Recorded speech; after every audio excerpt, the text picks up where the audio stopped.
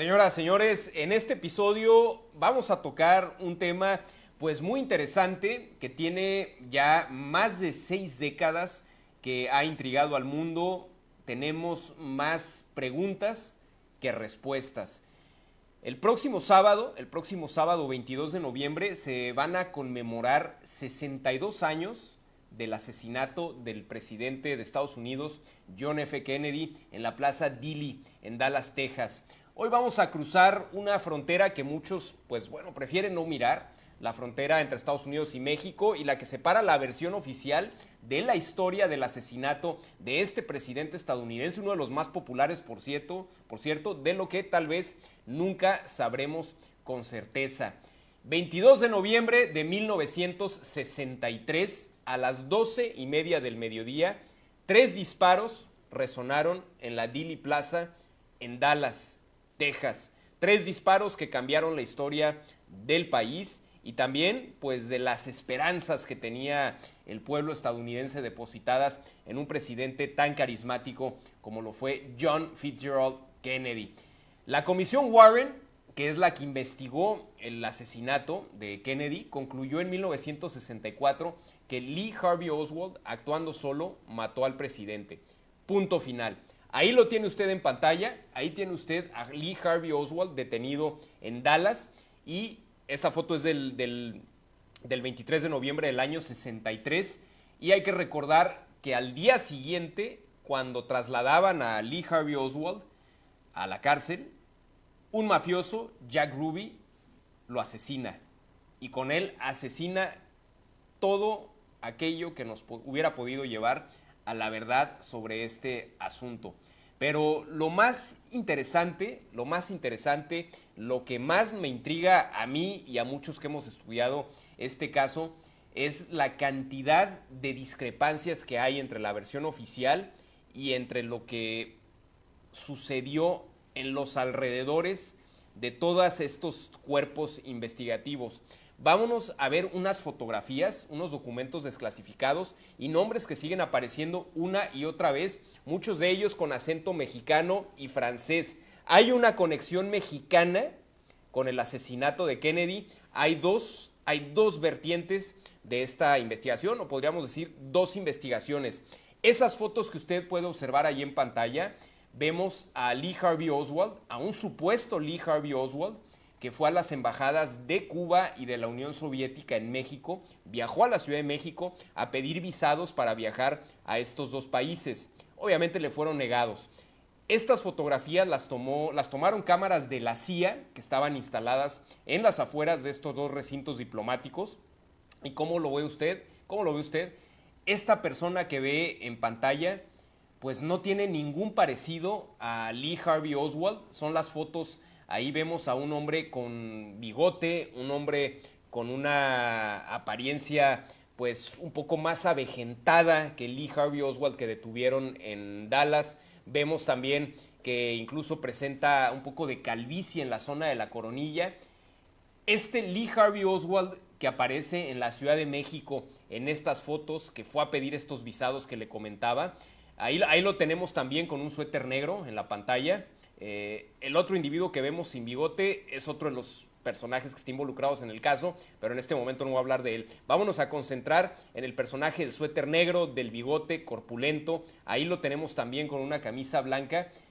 Usted lo puede observar, no se parece en nada a Lee Harvey Oswald que detuvieron en Dallas, Texas, la tarde del asesinato de Kennedy. ¿De qué se trata todo esto? Estas fotos en la Ciudad de México fueron tomadas 2 meses antes del magnicidio en Dallas. Y mi pregunta es, ¿quién es esta persona? ¿Quién es esta persona? Porque si hacemos la comparativa entre Lee Harvey Oswald en Dallas y este personaje que se hacía llamar Lee Harvey Oswald en la Ciudad de México, pues vemos que no se parecen en nada, no es la misma persona. O juzguen ustedes qué piensan. Déjenos en los comentarios, en las plataformas de Comunicante, qué opinión tienen al respecto de esto. Pero al analizarlos, ahí tienen a estas dos personas. Y lo más curioso, Lee Harvey Oswald, el personaje que detuvieron en Dallas, vivió en la Unión Soviética, se consideraba a sí mismo comunista y estaba casado con una mujer de nacionalidad rusa. Y curiosamente, el que se hacía llamar Lee Harvey Oswald, que fue a la Ciudad de México, pedía visados para viajar a la Unión Soviética. ¿No le parece un poco raro este asunto, este caso?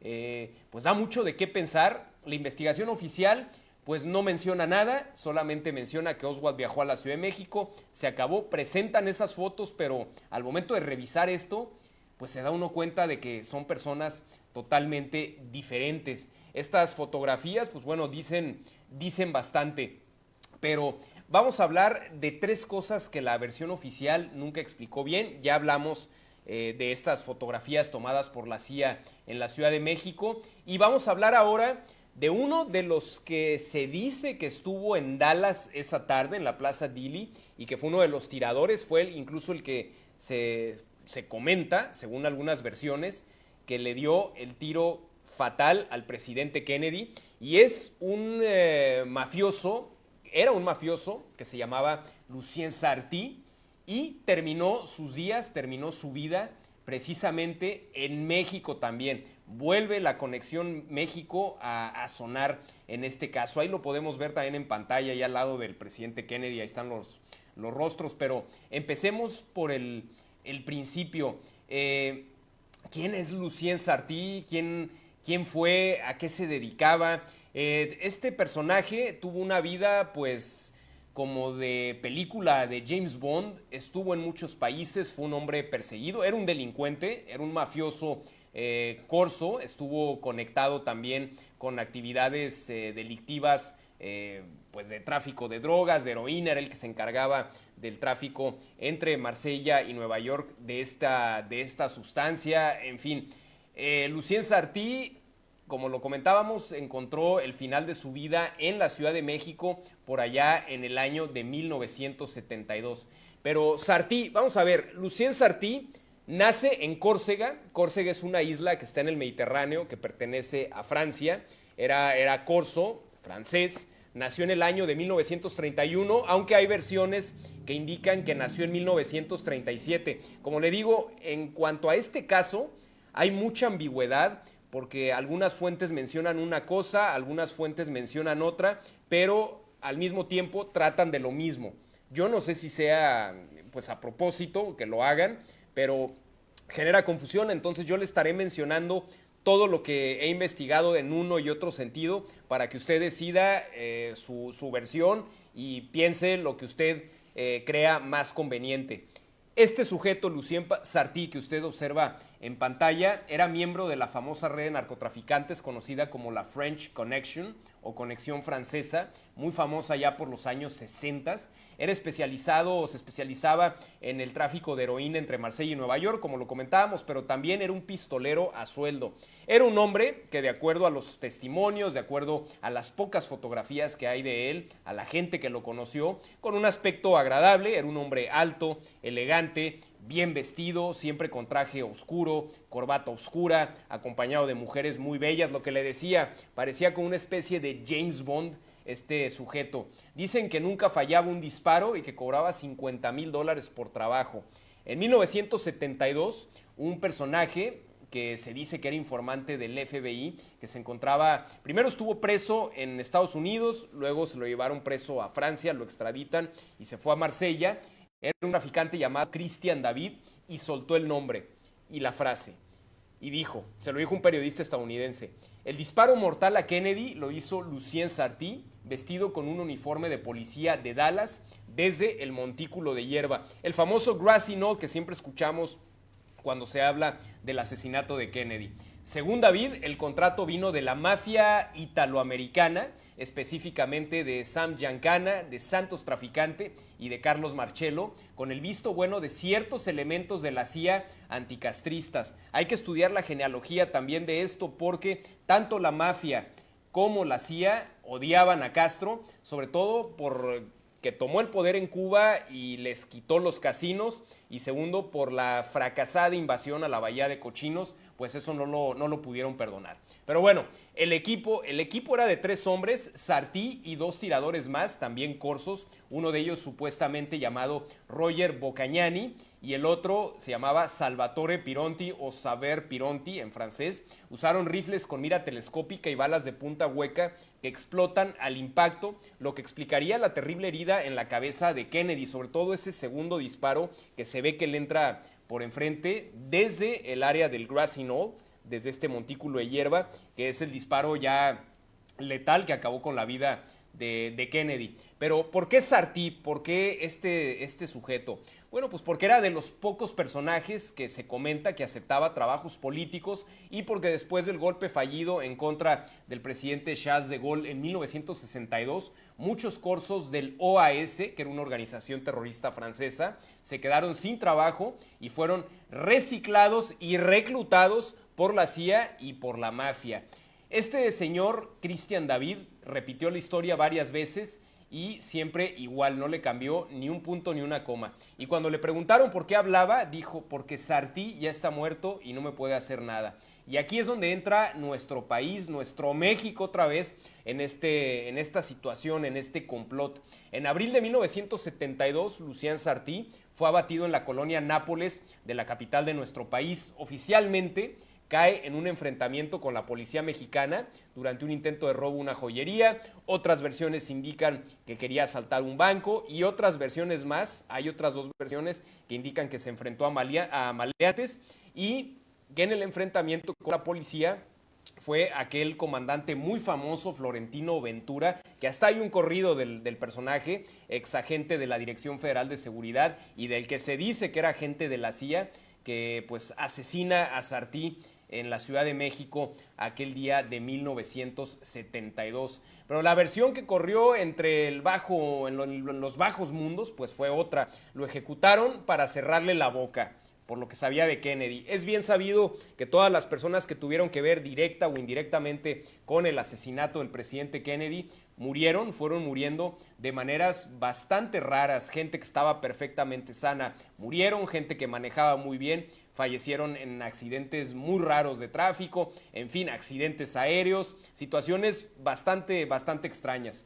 En el caso de Sartí, pues tenía viviendo en México desde 1968, obviamente con un nombre falso, disfrutando de una buena vida. El señor se la vivía en Polanco, hay gente que lo vieron muchas veces ahí, en buenos lugares, iba mucho a Acapulco, también viajaba a otros países, viajaba a Argentina, viajaba a Brasil, a Canadá, en fin, era una persona que se daba una vida pues bastante sibarita, llevaba buena vida el señor Sartí. Tenía también contactos con narcotraficantes locales y según algunos informes de la DEA seguía trabajando como sicario ocasional.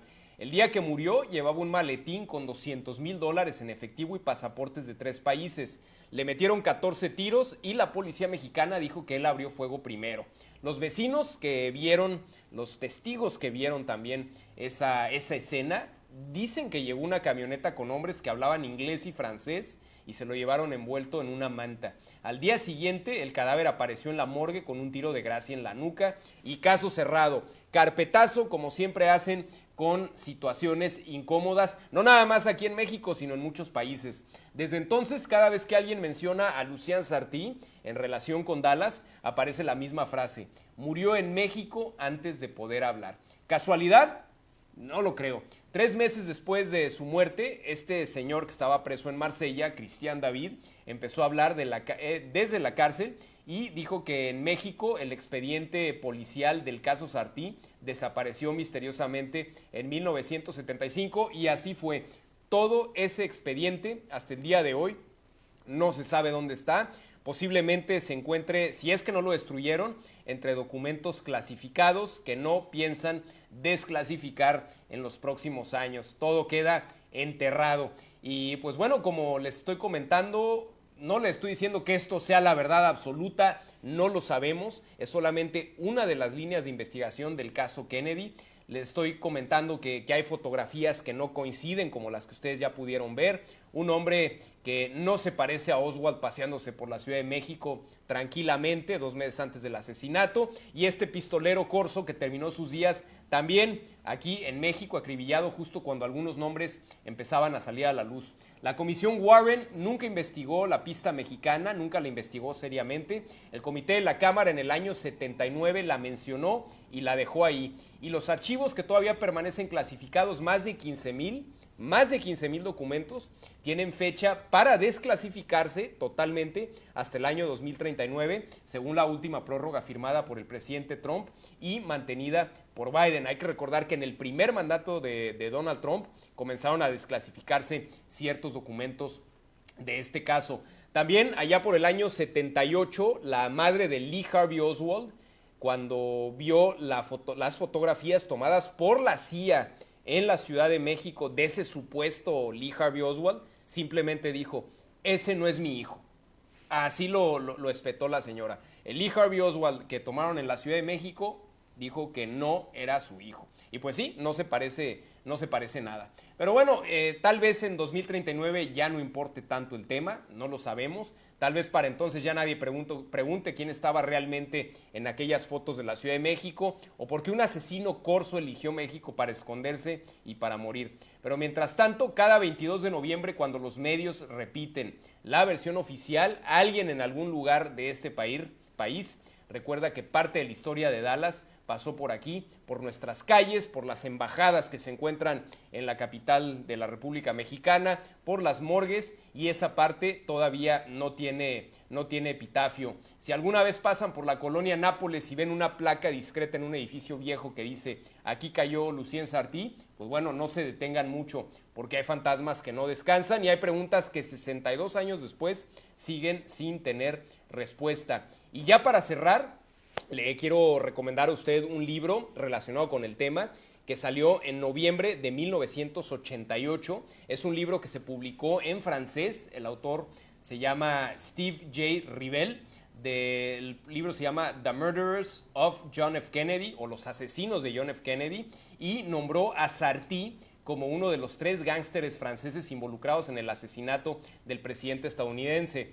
Rivell afirmó que Sartí disparó el tiro fatal desde la loma de hierba en Dealey Plaza, lo que le había comentado, y según el mismo autor, Sartí, Roger Bocagnani, otro de los gángsters que mencioné, y Pironti fueron contratados por el crimen organizado del país para proteger sus intereses relacionados con la droga. Hay un especial de televisión británico de 2 horas que se llama The Men Who Killed Kennedy, o Los Hombres que Mataron a Kennedy, que se basó en el libro de Rivell, pero procedió a su lanzamiento al aire el 25 de octubre de 1988. Es cuando sale al aire. Por ahí, si lo pueden encontrar, pues se los agradecería y lo pudieran compartir, porque el documental, la verdad, no lo he visto, lo he tratado de buscar, pero no lo he encontrado. Lo que sí pude encontrar fue el libro, y se va a usted a ir de cabeza, si tiene oportunidad de leerlo, de todo lo que se comenta aquí en referencia al asesinato del expresidente John Fitzgerald Kennedy. En el periódico francés Le Provençal, también publicado al día siguiente del especial, por allá en el año 88, el señor Pironti, Salvatore Pironti o Saveur Pironti, negó la acusación, afirmando que creía que en el momento del asesinato, cuando ocurrió el asesinato, Sartí estaba detenido en la prisión de Marsella, también una prisión que se llama Le Baumet, y que Bocagnani estaba en el Fort Dujá en Burdeos. También mostró, según él, los registros militares en papel que demostraban que estaba sirviendo en un dragaminas desde octubre de 1962 a abril de 1964. El ministro de Justicia francés declaró que Bocagnani se encontraba en prisión el día que mataron a Kennedy, y funcionarios de la Marina francesa confirmaron el servicio militar de Pironti. Lo que le comentaba, hay informaciones muy confusas y muy contradictorias sobre una misma línea de investigación. Por eso yo le menciono una y le menciono la otra, para que usted decida qué es verdad, qué cree usted que es cierto, y le he recomendado el libro también para que lo lea y usted se haga su propio juicio. Este libro, como lo comentaba, es del autor Steve J. Rivell y se llama Los Asesinos del presidente John F. Kennedy. Salió por allá en el año 88. Así que, pues si usted tiene interés en el tema, ahí le dejo estos nombres. y si tiene algo que a usted le gustaría opinar o lo que sea, déjenos sus comentarios en las páginas de Comunicante y estaremos leyéndolas con mucho gusto e incluso compartiendo. Si usted tiene alguna información, algún dato interesante que aportar, estaremos hablando de esto en otras ediciones más de Tablero Mundial. Pero bueno, ya el tiempo se nos ha acabado. Muchas gracias por sintonizarnos, gracias por su atención. Los saludó Julián Lozano Cabrero con muchísimo gusto como siempre y nos vemos la próxima semana. Pásela bonito.